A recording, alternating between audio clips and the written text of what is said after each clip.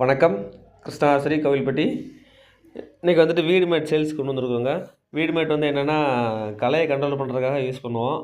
வீடுமேட் எந்தெந்த இடத்துல களை அதிகமாக இருக்கோ அதில் இந்த வீடுமேட் விரிச்சாச்சுன்னா களை அப்படியே கண்ட்ரோல் ஆகும். சன்லைட் கிடைக்காம அந்த களை அப்படியே செத்து போயிடும்.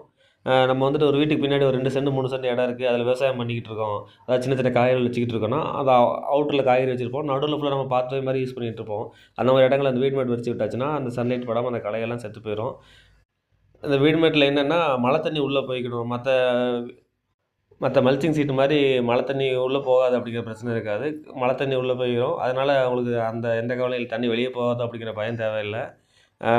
இந்த வீடுமேட் விரிக்கிறதுனால உங்களுக்கு வந்துட்டு மருந்தடிக்கிற செலவு மிச்சமாகும், ஆள் கூலி ரொம்ப மிச்சமாகும். ஒரு 3 சென்ட் இடத்துல களை வெட்டணும்னா கண்டிப்பாக ஒரு ஆம்பளை ஆள் பிடிக்கும். நம்ம விவசாயம் பண்ணுற ஏரியாலையும் உரம் வைக்கிறதுக்கு அந்த இது பிடிக்கும். நம்ம அதுக்காக என்ன செய்யணும், அந்த வீடுமேட் அந்த செடிகளை சுற்றி இல்லை உண்டான கேப்பெல்லாம் விரிச்சு விட்டாச்சுன்னா ஒரு 2 வருஷம் அந்த வீடுமேட் அது பாட்டுக்கு கிடக்கும். நம்ம நம்ம நர்சரியில் வந்து செடிகள் வைக்கிற பெட்டுக்கு அடியில் இந்த வீடுமேட் விரிப்போம். விரித்து ஒரு ஆணி அடித்து விட்டாச்சுன்னா அது பாட்டுக்கு பெர்மனெண்ட்டாக கிடக்கும். இந்த விட்த் வந்து 6 அடி இருக்கும். லென்த் வந்து உங்களுக்கு என்ன லென்த் வேணால் வாங்கிக்கலாம். ஒரு 100 அடி 80 அடி எந்த லென்த் வேணால் வாங்கிக்கலாம். இந்த மாதிரி இடத்துல இப்படி தான் விரிக்கணும் பார்த்துக்கோங்க. உங்களுக்கு தேவையான இடத்துல கட் பண்ணி விட்டு இப்படி விரிச்சிட்டு நடுவில் ஆணி அடிச்சு விட்டிங்கன்னா அது பாட்டுக்கு கிடக்கும். நம்ம வந்துட்டு ஒரு ஸ்கொயர் ஃபீட் ₹5 கொடுத்துட்ருக்கோம். தமிழ்நாடு ஃபுல்லாக ஃப்ரீ ஷிப்பிங் பண்ணிக்கிட்டு இருக்கோம். தேவைப்படுறத கான்டாக்ட் பண்ணுங்கள். நன்றி.